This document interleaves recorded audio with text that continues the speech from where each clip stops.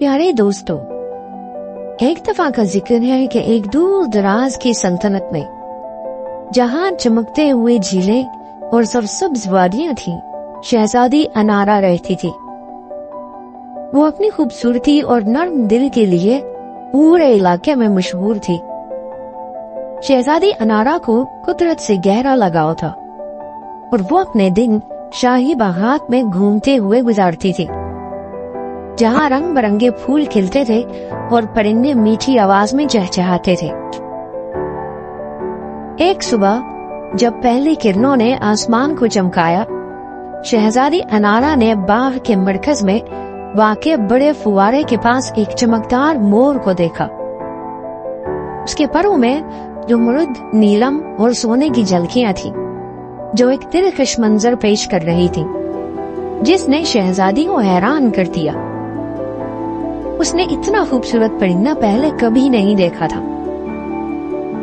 मोर ने अपनी गहरी ज़हीन आंखों से उसे देखा और हैरत की बात यह कि वो शहजादी के आगे बड़ी इज्जत के साथ झुक गया,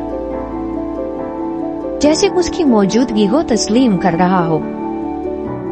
शहजादी अनारा की दिलचस्पी बढ़ गई और वो परिंदे के मजीद करीब आ गई। उसका दिल खुशी से धड़क रहा था। जैसे ही उसने हाथ बढ़ाया, मोर ने अपने पर फैलाए और एक चमकदार पंख उसके सामने पेश किया। यह यकीनन एक तोहफा होगा, अनारा ने सोचा। परिंदे के इस इशारे से मुतासिर होकर उसने नरमी से पंख लेकर अपने बालों में लगा लिया। उस लम्हे के बाद मोर उसका मुस्तकिल साथी बन गया। शहजादी जहाँ भी जाती थी, मोर उसके पीछे पीछे चलता रहता। उसके शानदार पर उसके पीछे शाही लिबास की तरह लहराते रहते थे। दिन हफ्तों में बदल गए और अनारा ने खुद को मोर के साथ ज्यादा जुड़ा हुआ पाया। वो उससे अपने ख्वाब, खौफ और उम्मीदें शेयर करती रहती थी। मोर उसके हर लफ्ज को समझता हुआ लगता था और अगरचे उसने कभी बात नहीं की, उसकी मौजूदगी ने शहजादी को सुकून और खुशी बख्शी।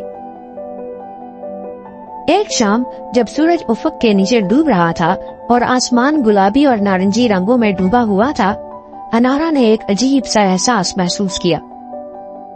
मोर ने उसे महल के किनारे पर झील के पास एक तन्हा मकाम पर ले जाना चाहा। हवा में जादू की खुशबू थी और पानी सितारों की रोशनी से चमक रहा था।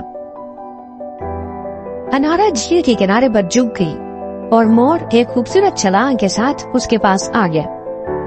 उसकी आंखें किसी और दुनिया की रोशनी से चमक रही थी और शहजादी ने गहरी वाबस्तगी महसूस की, जैसे मोर उसे कुछ बताना चाहता हो।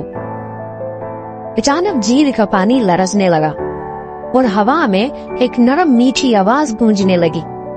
शहजादी अनारा, आवाज ने सरगोशी की, वक्त आ गया है कि तुम अपने दिल के राज खोल दो। अनारा हैरान होकर इधर उधर देखने लगी, मगर कोई शख्स नजर न आया। लेकिन मोर पुरसुकून रहा। उसकी नजर अब भी चमकती हुई झील पर जमी हुई थी। अब कपाते हाथों से अनारा ने अपने बालों में लगे पंख को छुआ और उसी लम्हे उसने अपने अंदर एक जादू की लहरें महसूस की। झील चमकने लगी और उसकी गहराई से एक अजीम उश्शान महल का नजारा सामने आया। उस महल के अंदर बालकोनी पर एक खूबसूरत नौजवान शहजादा खड़ा था। उसकी आंखों में मोहब्बत और चाहत थी।